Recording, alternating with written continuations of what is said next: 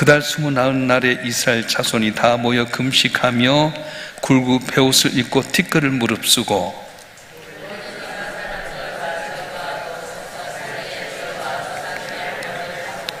이날에 낮 4분의 1은 그 자리에 서서 그들의 하나님 여호와의 율법책을 낭독하고 낮 4분의 1은 죄를 자복하며 그들의 하나님 여호와께 경배하는데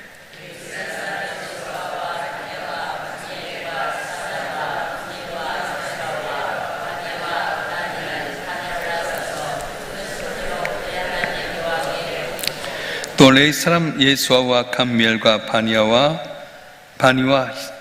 하삼네와 세레바와 호디야와 스바냐와 부다히야는 이르기를 너희 무리는 마땅히 일어나 영원부터 영원까지 계신 너희 하나님 여호와를 송축할지어다.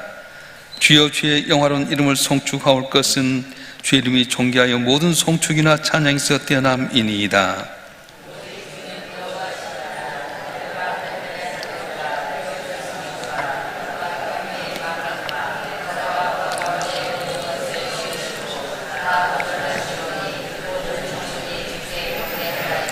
주는 하나님 여호와시라. 옛적에 아브라함을 택하시고 갈대아 우르에서 인도하여 내시고 아브라함의 이름을 주시고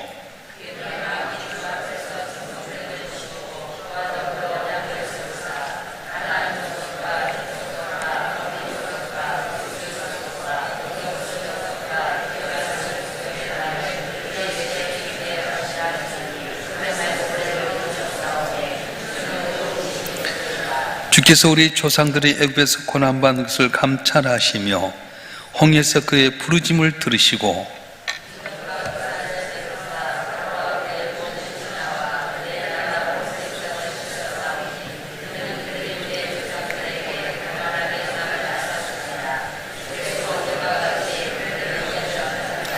또 주께서 우리 조상들 앞에서 바다를 갈라지게 하시사 그들이 바다 가운데를 육지같이 통과하게 하시고 쫓아오는 자들 돌을 큰 물에 던진 같이 깊은 물에 던지시고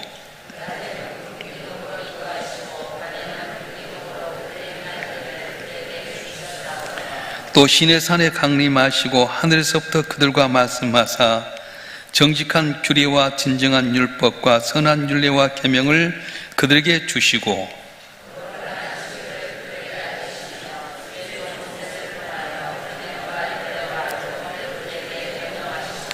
그들의 굶주림 때문에 그들에게 양식을 주시며 그들의 목마름 때문에 그들에게 반석에서 물을 내시고 또 주께서 옛적에 손을 들어 맹세하시고 주시겠다고 약하신 땅에 들어가서 차지하라 말씀하셨사오나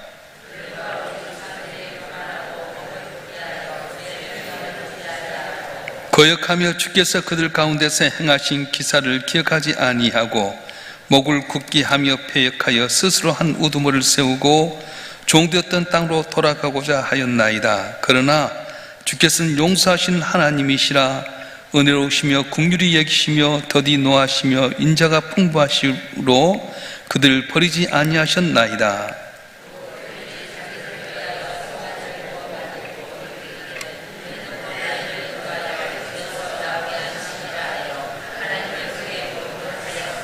주께서는 주의 크신 긍휼로 그들을 광야에 버리지 아니하시고 낮에는 구름기둥이 그들에게서 떠나지 아니하고 길을 인도하며 밤에는 불기둥이 그들이 갈 길을 비추게 하셨사오며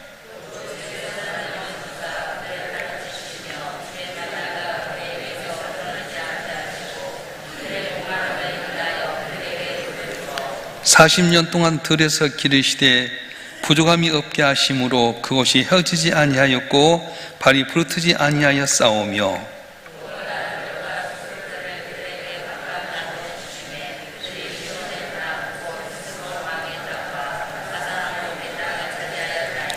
주께서 그대의 자손을 하늘의 별같이 많게 하시고 전에 그대의 열조에게 들어가서 차지하라고 말씀하신 땅으로 인도하여 이르게 하셨으므로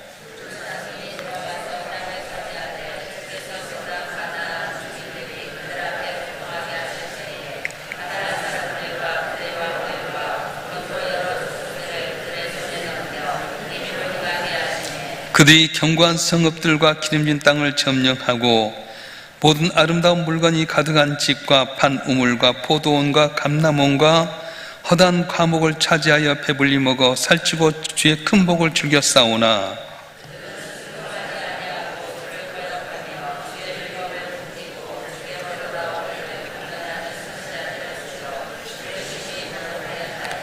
그러므로 주께서 그들을 대적의 손 넘기사 그들이 공고를 당하게 하심에 그들이 환난을 당하여 주께 부르실 때 주께서 하늘에서 들으시고 주의 크신 긍휼로 그들에게 구원자들을 주어 그들을 대적의 손에서 구원하셨거늘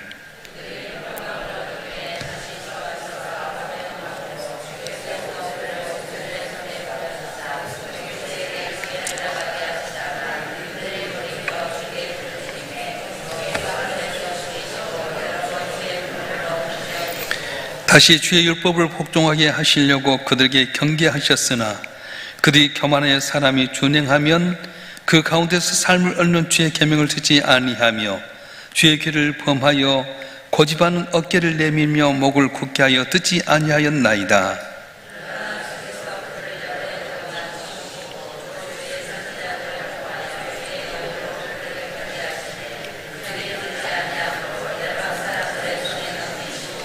주의 크신 긍휼로 그들을 아주 멸하지 아니하시며 버리지도 아니하셨사오니 주는 은혜로우시고 불쌍히 여기신 하나님이심이니이다.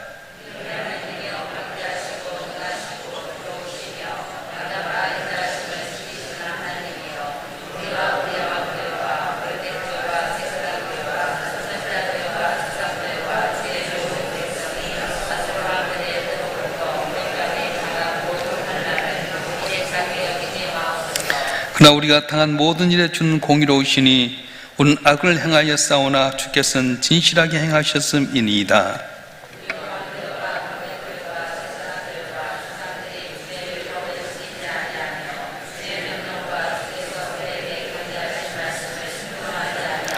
그들이 그 나라와 주께서 그들에게 베푸신 큰 복과 자기 앞에 주신 넓고 기름진 땅을 누리면서도 주를 섬기지 아니하며 악행을 그치지 아니하였으므로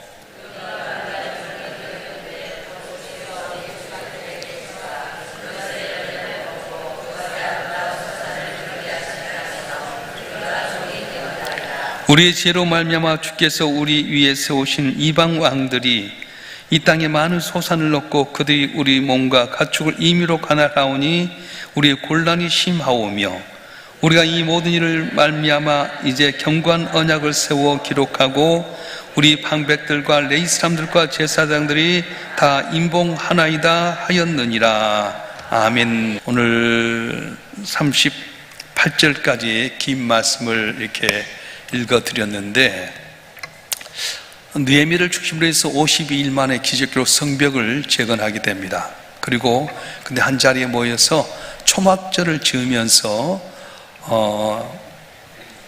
에스라가 성경을 낭독하게 됩니다. 오늘날처럼 애화를 들거나 설명하는 것이 아니라 그대로 성경을 낭독했어요.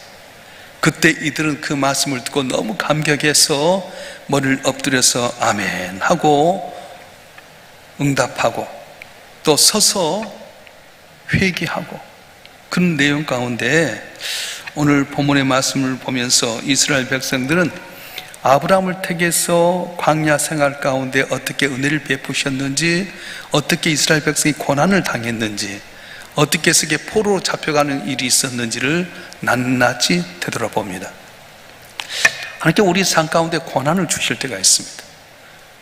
근데 그 고난은 끝난 것이 아니라 고난을 통해서 은혜를 깨달으라고 하는 겁니다.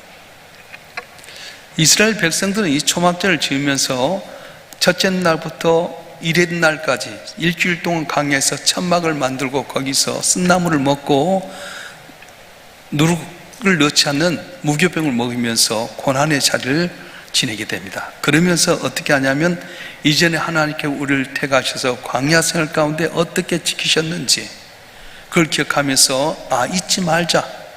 약속의 땅 가나안 땅에 오게 된 건 전적인 하나님의 은혜지 우리 힘이 아니다 하는 것을 깨닫게 한다고 하는 겁니다. 우리는 코로나19가 우리 기독교의 아주 전환점이었어요.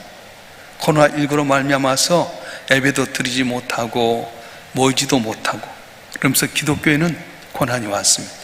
계속 거기서 밀려오는 파장들이 너무도 많습니다. 생각해보면 2019년 11월 달 코로나19가 왔는데 2020년부터 지금까지 돌아보면 이 날은 너무 파란만장했어요. 과연 이 고난을 주신 이유가 뭘까?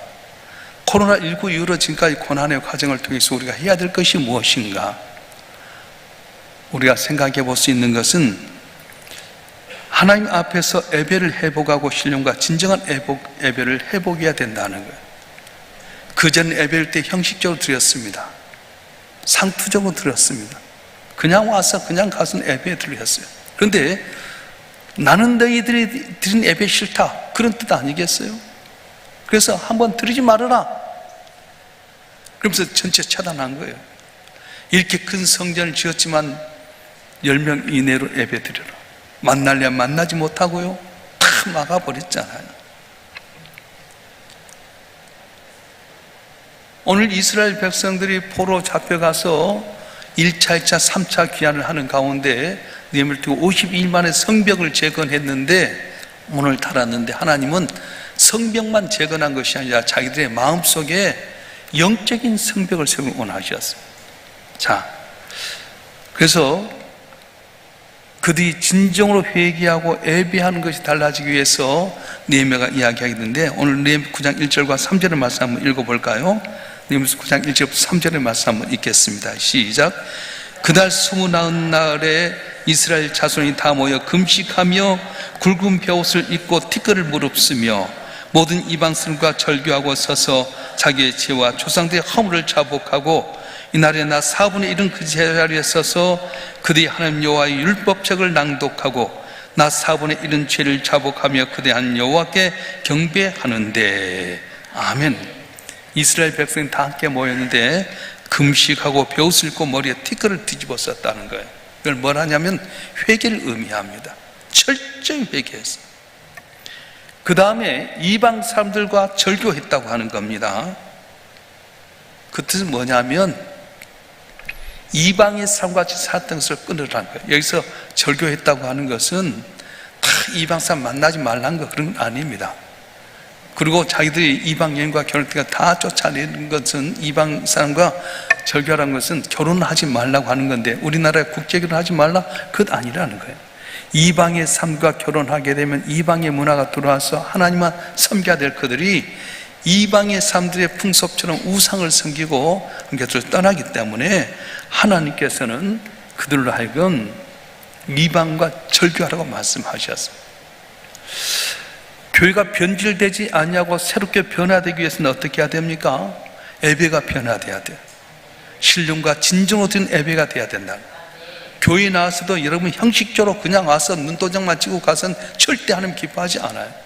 그래서 하나님께 코로나19를 통해 우리에게 주신 교훈 중에 하나는 너희들이 예배 싫다는 거예요. 오직 하나, 내가 너를 위해서 아낌없이 내 아들 예수 십자가에 못 박혀 죽여 희생해서 구원받게 했는데 너희도 오직 나만 바라보고 나를 경배하라고 말씀하신 거예요. 할렐루야. 얼마나 우리가 세상 또 사신지 아십니까? 일주일 내내 세상에 살다 주일날 덜렁 한번 안 갖고 예배 드리면서 하나님께 영광 돌린다고요? 시간 속에 세상에 너무 많이 물들어 있어갖고 세상적인 생각이 다 가지고 왔는데 한번 예배로서 내가 시킬 수 있겠습니까? 특별히 우리 교회학교 애들 한번 보세요. 세상 교육에 찌들어져 있는데 교회에서 단 하루 1시간 예배 드리면서 애들이 뭘 변화가 될 수 있겠어요? 그래서 인본주의가 틈타기 시작합니다. 종교에 여러 가지 일치다 해가지고 다원주의가 생기고 말아서 정상의 산에 올라가는데 길이 여러 가지 있는데 기독교는 좀 편한 길이고 다른 데도 다 구원이 있다. 근데 정말 구원이 있습니까? 성경 말씀에는 오직 하나님 예수 그리스도 외에는 구원받을 만한 이름을 준 적이 없다고 말씀하셨어요. 사도행전 4장 12절을 보면 제가 읽어드리겠습니다. 다른 이로서는 구원을 받을 수 없나니 천하 사람 중에 구원을 얻을 만한 다른 이름을 우리에게 주신 일이 없음이라 하였더라. 천하에 구원받을 만한 이름을 준 적이 없다고 말씀하셨어요. 오직 예수만 바라봐야 되고 십자가만 바라봐야 되는데 살그머니 우리는 인본주의가 틈타서 편리주의로 살 때가 많습니다. 다윗왕이 하나님의 법궤를 이렇게 탁 모시면서 얼마나 기뻤습니까? 그래서 우라나 타작마당이 왔는데 갑자기 법궤를 끌고 왔던 소가 확 광란을 일으키면서 법궤가 떨을 때 웃사라고 하는 사람이 딱 법궤를 받았어요. 그래 즉사고 말았어요. 하나님의 법궤를 갖고 오면서 좋은 술에다가 법궤를 메고 이렇게 오는 가운데 기쁘고 즐겁고 백성이 찬송했는데도 불구하고 소가 광란한 가운데 법궤가 떨을 때 웃사가 참 죽고 말았어요. 어떻게 이런 일이 있는 겁니까? 편리주의. 우리가 볼 때는 아름다운 생각이지만 좀 그걸 원하지 않는다는 거예요. 그래서 다시 고민하면서 했더니 깨닫게 됩니다. 법궤는 말씀대로 옮겨야 된다.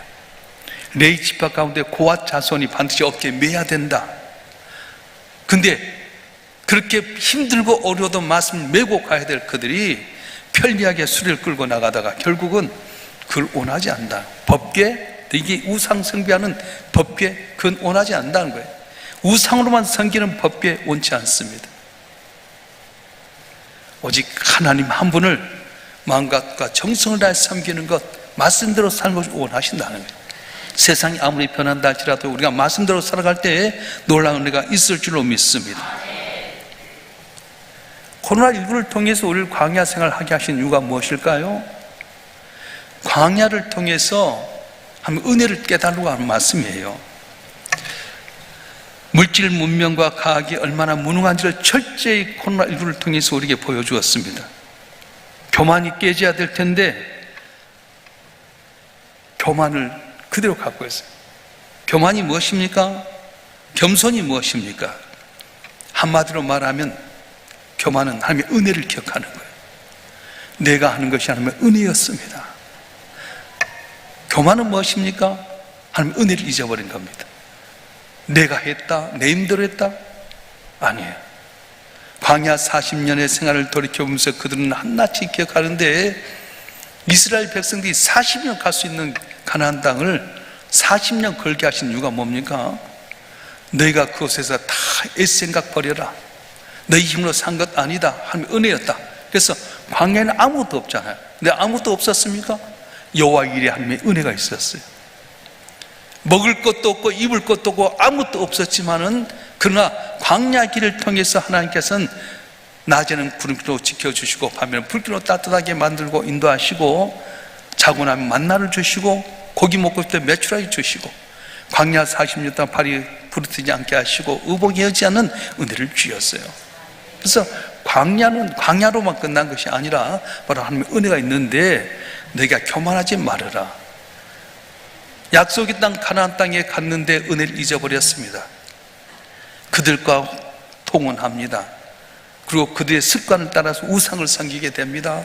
그래서 결국은 하나님께서 그들을 바벨론으로 넘기셨고 그래서 그들이 다 자기들 땅에서 얻어야 할 걸 다 잃어버리고 말았다는 것이 오늘 본문의 내용입니다. 사랑하는 성도 여러분, 내가 한 것이 뭐가 있겠습니까? 어쨌든 우쭐할 때가 많습니다. 내가 한 것처럼 드러내게 할 때가 많습니다. 근데 사도 바울의 고백을 들으면 대단한 고백인데요. 한번 읽어보겠습니다. 고린도전서 15장 10절 말씀 한번 읽어볼까요?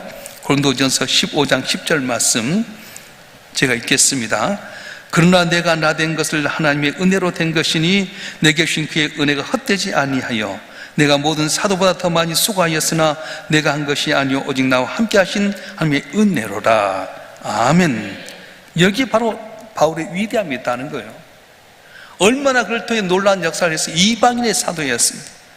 아무도 이방인에 가서 복음 전하지 못하는데 사도 바울이 가서 복음 전할 때 그들이 돌아오게 되고요, 이방인의 교회가 세워지게 되고요, 놀라운 기적을 나타내는데 뭐라고 고백한 겁니까? 하나님의 은혜라고 하는 겁니다. 우리가 잘 되고 우리가 뭔가 이루었을 때 내 힘이 아니라 은혜라고 하는 거예요. 그래서 우리는 교회 와서 고개 들 수가 없습니다. 누가 똑똑합니까? 누가 힘 있고 누가 지혜 있습니까? 하나님 때를 따라 도움 은혜를 주셔도 되는 것이지 누가 내 힘 갖고 살 수 있겠습니까? 지금 이 나라가 너무 곤란 가운데 있습니다. 미국 트럼프 대통령이 이제 관세 정책을 하면서 정말로 어떻게 할지 모르겠어요. 8월 1일 날 결정된다고 하는데 유럽도 타결되고 일본도 타결돼서 우리나라도 지금 긴장하고 있다고 하는데 어떻게 할 줄 모르겠어요. 대통령도 지혜를 얻어 잘해야 될 텐데, 지금 어떤 분이 이렇게 카톡으로 이렇게 좋은 내용들 가끔 보내신 분들이 몇 분이 계셔요. 근데 우리나라 사람들이 미국에 가가지고 FBI 시험에 합격을 했어요. 그런데 합격했는데도 불구하고 부르지를 않는 거야. 왜 그런가 했더니 예전에 한국에서 데모했던 내용에 참여했던 기억이 납니다. 미국이 나름 무섭습니다. 또 미국에 가가지고요 공부했고 아주 경찰 공무원은 높은 자리에 갔는데 딱 잘려졌어요. 왜냐? 자기 친족 가운데서 이북에 넘어간 경영인데, 우리는 연주하지 않았는데 미국은 다 그걸 보는 거예요. 우리가 미국 반대하고요 데모하고요 지나간 것 같지 않아요. 철저히 보는 거예요. 그렇습니다. 오늘 저와 여러분 한 분 한 분이 살아가면서 어떻게 하는가. 지금 정부가 친중국하게 하니까 지금 미국은 어떻게 볼 것 같아요? 다 두리뭉실? 아니, 옛날에 했던 거 다 기억하는 거예요. 삼성도 1위짜리에서 놓쳤잖아요. SK가 넘어갔어. 어저께 저는 항상 오면서 이제 KBS를 듣는데 뉴스가 많이 오잖아요. 근데 어제 방송을 들으니까 SK는 이득이 50%, 삼성은 이득이 20%밖에 안 돼요. 매출은 많아도 이익률이 들는 거예요. SK가 그만큼 부가가치가 많다는 겁니다. 항상 반도체 1위를 갖고 있는 삼성이 뒤집어지고 말아서 긴장하잖아요. 그동안 10년 동안 이재용 회장이 법적인 면에서 문제가 있어서 항상 긴장하고 어려운데 이제 털었기 때문에 잘할 거다. 근데 어떻게 될지 모르는 거예요. 누가 힘이 있습니까? 누가 잘할 수 있습니까? 뭔가 하나님의 은혜라고 생각하고 겸손하고 살아갈 때 하나님께 긍휼을 베푸신 하나님이신데, 저와 여러분 한 분 한 분 언제나 주 앞에 겸손하고 마음과 뜻과 정성할 때 예배함으로 말미암아 회복되는 귀한 은혜 있기를 주님 축원합니다. 성벽을 쌓는 것이 중요한 것이 아니라 내 마음의 성벽을 쌓기를 원하셨어요. 세상의 풍조 받아들이는 것이 아니라 말씀 가운데 살아갈 때 하나밖에 없는 아들 십자가에 못 박힌 내어주신 하나님은 그 아들 같은 우리가 거룩한 존재가 되기를 원하는데, 우리가 주의 원하신 말씀대로 삶으로 말미암아 주 앞에 영광을 돌리는 복된 삶이 되기를 주님을 축원합니다. 축원합니다. 기도하겠습니다.